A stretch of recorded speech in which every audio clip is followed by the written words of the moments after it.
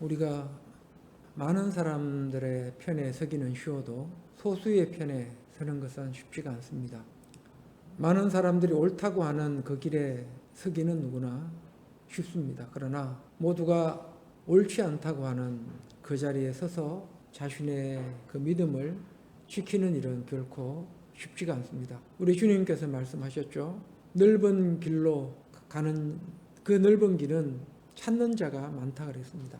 넓은 길은 찾는 사람도 많고 또 찾는 사람이 많다 보니 그 길을 마치 진리인 양 그렇게 믿고 가는 그런 사람들이 있을 것을 주님은 경계하시면서 넓은 길이 아니라 좁은 길로 많은 사람들이 찾지 않는다 할지라도 좁은 길로 갈 것을 우리 주님은 당부하셨습니다.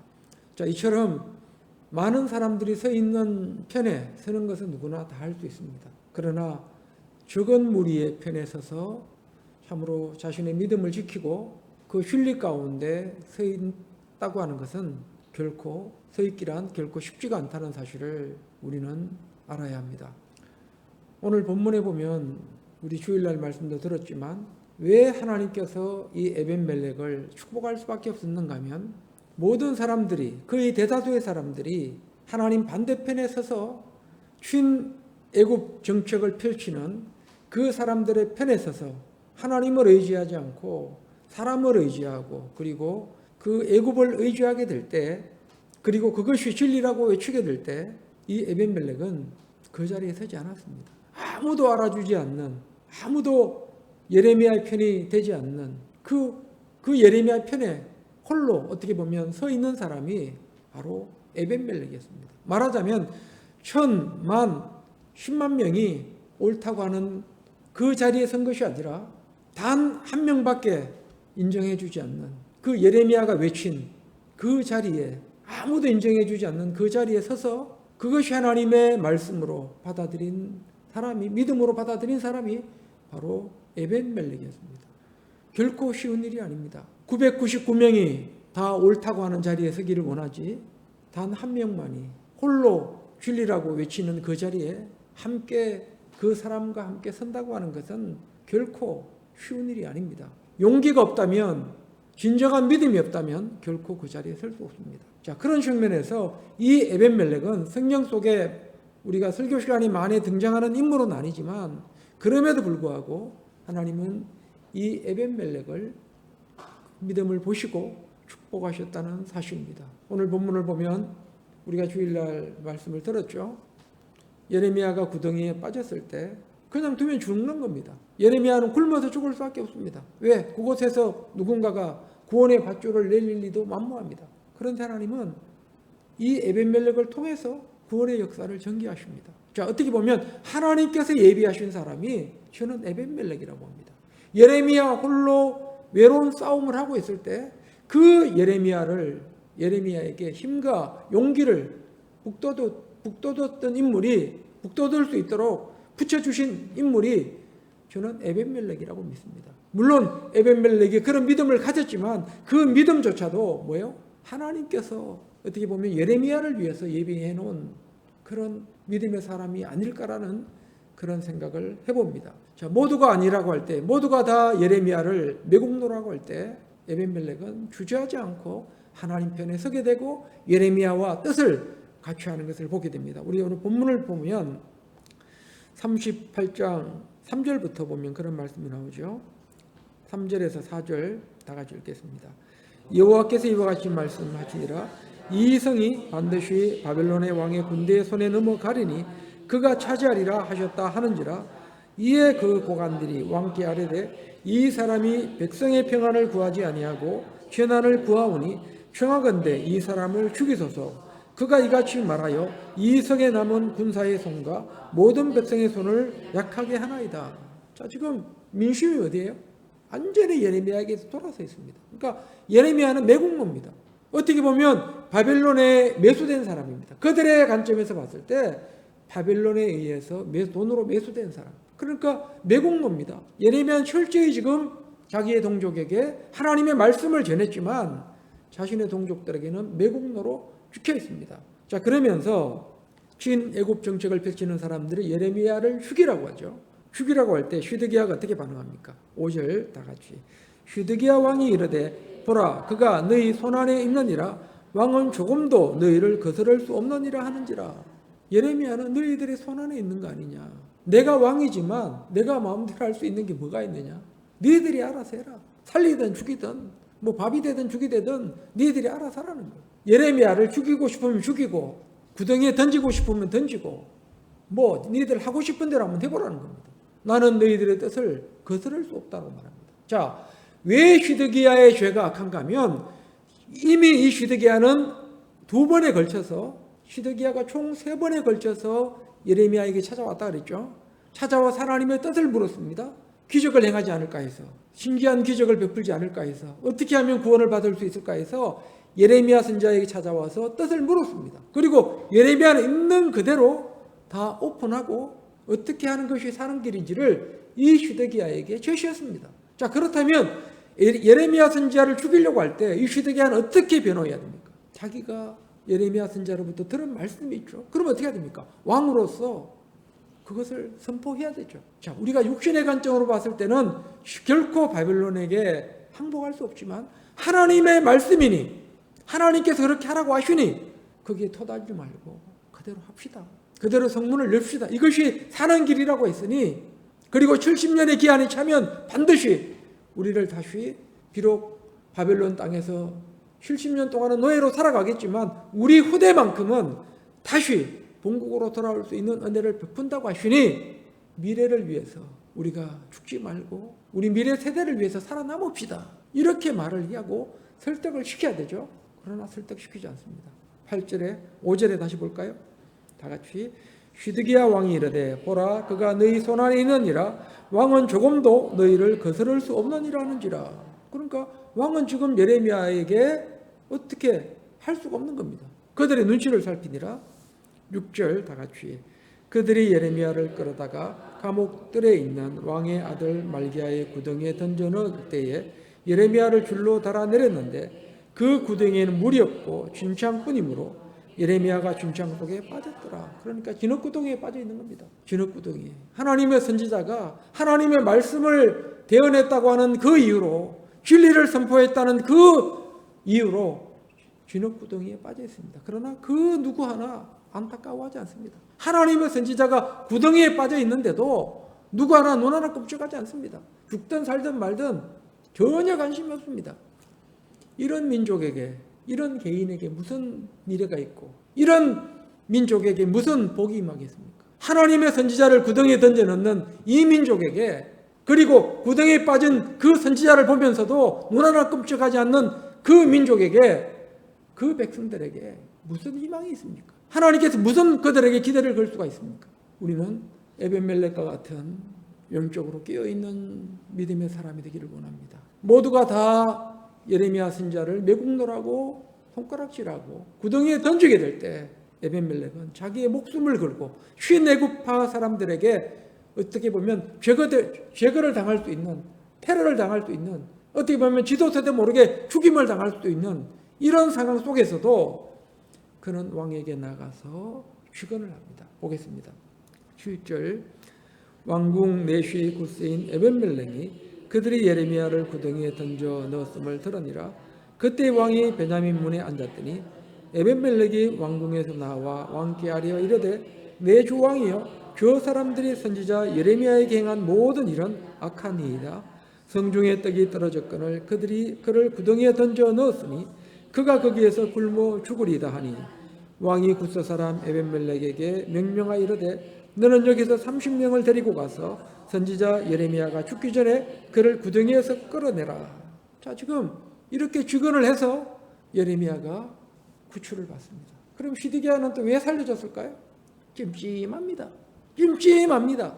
예레미야가 참 하나님의 선지자라는 건 알겠는데 그렇다고 애굽 사람들의 말을 친애굽 정책을 펼치는 그 신하들의 말을 무시할 수도 없습니다.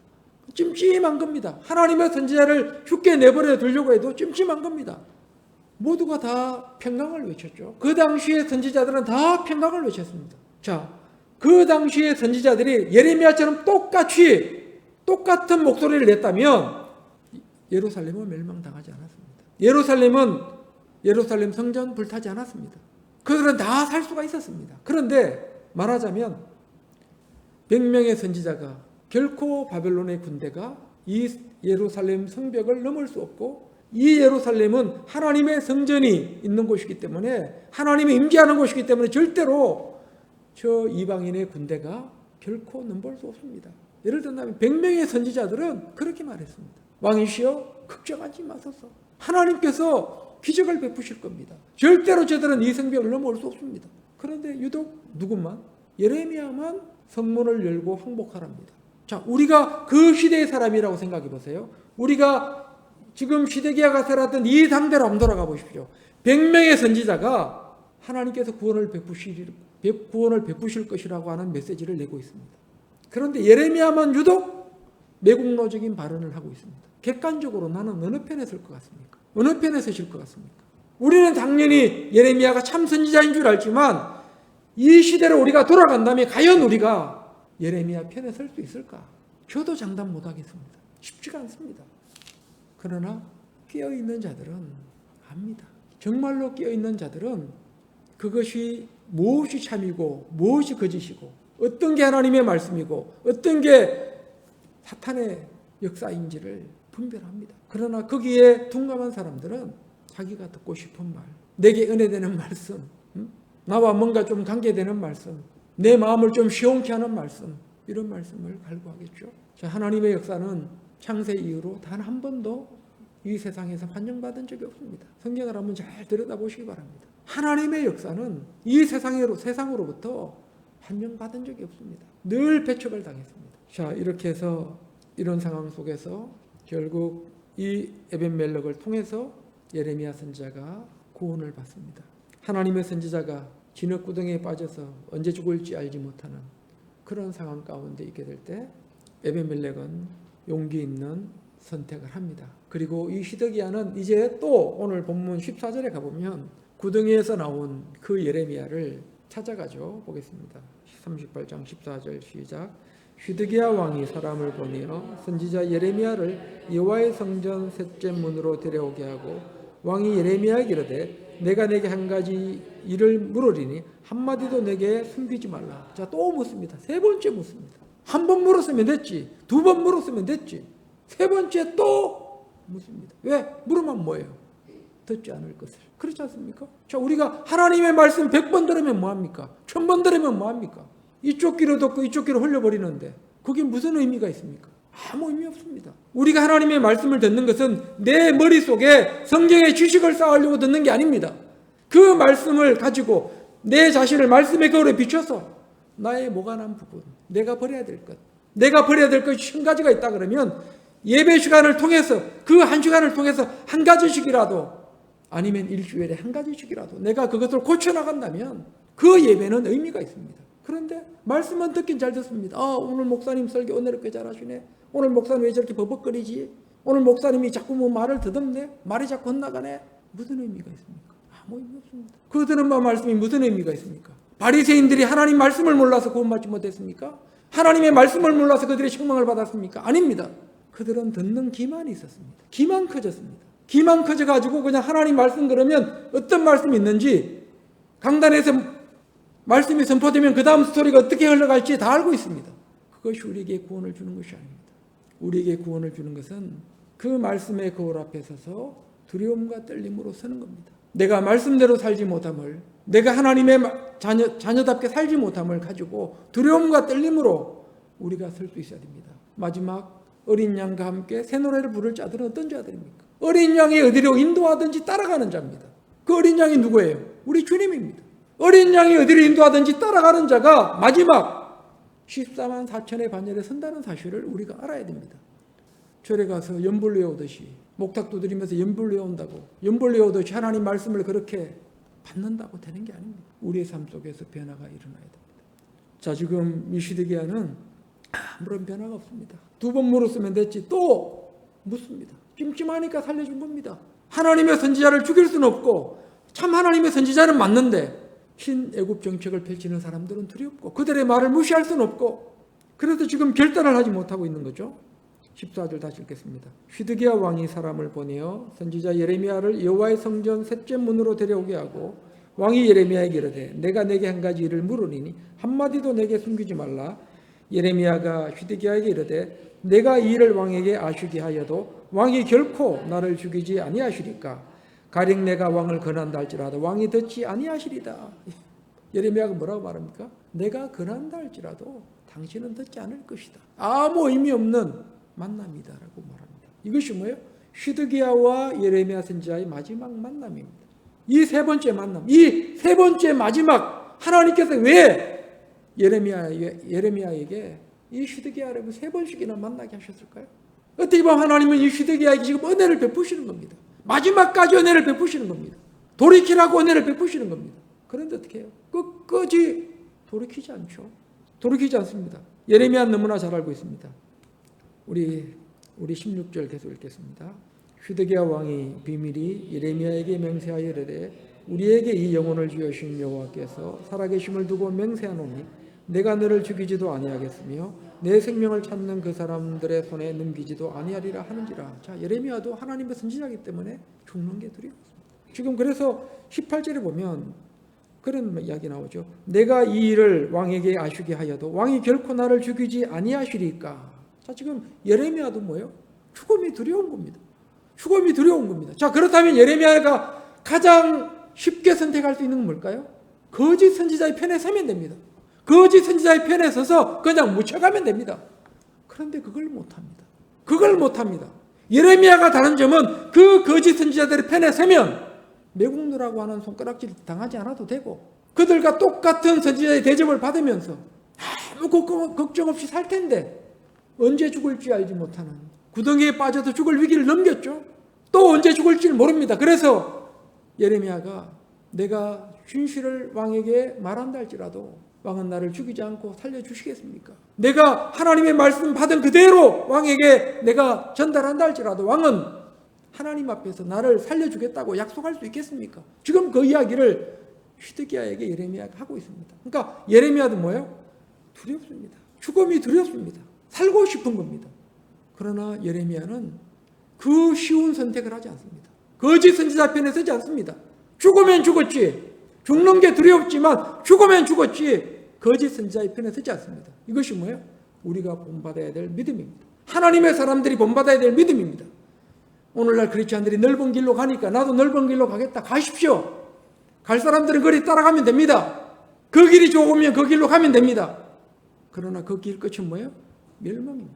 그 길 끝은 멸망입니다. 우리는 좁고 협잡한 길을 가더라도 그 길 끝에 구원이 약속되어 있는, 생명이 약속되어 있는 그 길을 가야 합니다. 우리 15절 다시 읽겠습니다. 예레미야가 시드기야에게 이르되 내가 이 일을 왕에게 아시게 하여도 왕이 결코 나를 죽이지 아니하시리까. 가령 내가 왕을 권한다 할지라도 왕이 듣지 아니하시리다. 시드기야 왕이 비밀이 예레미야에게 맹세하여 이르되 우리에게 이 영혼을 지으신 여호와께서 살아계심을 두고 맹세하노니 내가 너를 죽이지도 아니하겠으며 내 생명을 찾는 그 사람의 손에 넘기지도 아니하리라 하는지라.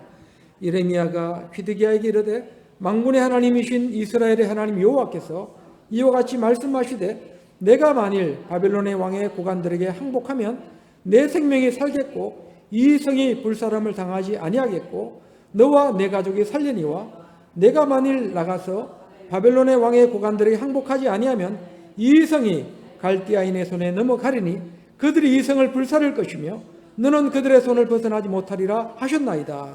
자, 지금 예레미야는 뭐예요? 계속 같은 이야기를 반복적으로 합니다. 왕이 듣든 안 듣든. 자, 우리 같으면 어차피 안 들을 거 포기할 때가 있죠.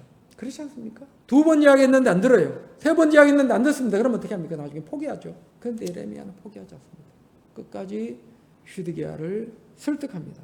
자, 그런데 이런 엄청난 저주의 말씀이 시드기야에게 선포되고 있음에도 불구하고 시드기야는 어떻게 말하는지 보겠습니다. 19절 시드기야 왕이 예레미야에게 이르되 나는 갈대아인에게 항복한 유다인을 두려워하노라. 염려하건대 갈대아인이 나를 그들의 손에 넘기면 그들이 나를 조롱할까 하노라 하는지라. 자, 그러니까 무슨 이야기인가 하면 내가 바벨론의 왕에게 항복하고 싶어도 항복 못하는 이유가 뭔가 하면 이 바벨론의 왕이 나를 바벨론에게 먼저 항복한 사람들에게 내 생명을 맡길까 봐 그게 두렵다는 겁니다. 그러니까 이미 항복한 사람들이 있습니다. 예레미야 선지자의 말을 듣고 이미 항복한 사람들이 있습니다. 자, 그러면 이 항복한 사람들은 생명을 건졌죠. 예레미야의 말을 듣고 생명을 건졌습니다. 그런데 이 시드기야는 자기도 항복을 하고 싶은데 항복을 했을 때 바벨론의 왕이 그 항복한 유다인들에게 자기의 생명을 맡겨버릴까 봐, 그리고 그들이 이 왕을 조롱할까 봐 그게 두렵다는 거예요. 하나님이 두려운 것이 아니라 누가 두렵습니까? 사람이 두려운 겁니다. 자, 19절 다시 읽겠습니다. 시드기야 왕이 예레미야에게 이르되 나는 갈대아인에게 항복한 유다인을 두려워하노라. 염려하건대 갈대아인이 나를 그들의 손에 넘기면 그들이 나를 조롱할까 하노라 하는지라. 20절 예레미야가 이르되 그 무리가 왕을 그들에게 넘기지 아니하리다. 원하옵나니 내가 왕에게 아뢰바 여호와의 목소리에 순종하소서. 그리하면 왕이 복을 받아 생명을 보존하시리이다.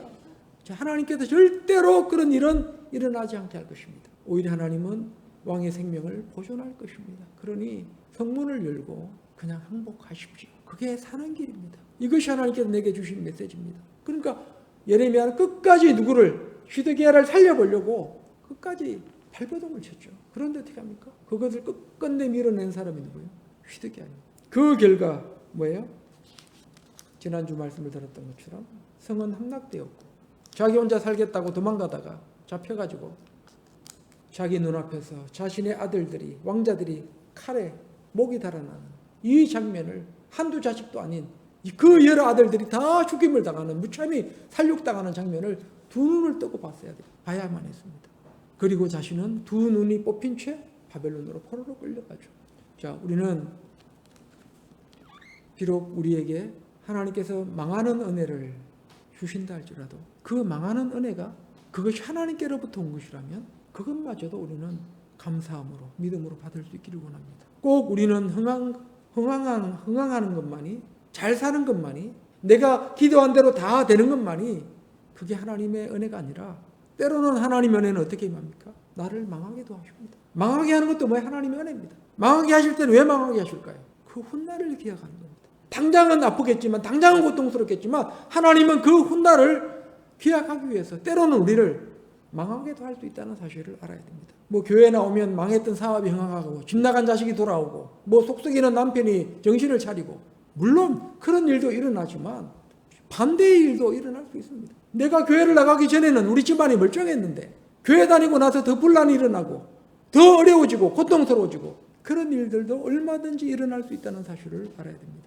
오늘 예레미야 선지자는 이 시드기야에게 거듭 하나님의 말씀에 목소리에 순종할 것을 강조하고 있습니다. 그리고 이 에벤멜렉은 그 예레미야의 선지자의 말이 예레미야 선지자의 개인의 말이 아니라 참 하나님의 선지자의 입에서 나오는 하나님의 말씀인 것을 믿고 그는 그대로 하나님 편에 섰습니다. 앞으로 이 세상은 하나님 없이도 살 수 있는 세상이 펼쳐질 것이고, 앞으로 이 세상은 점점 더 교회가 뭡니까?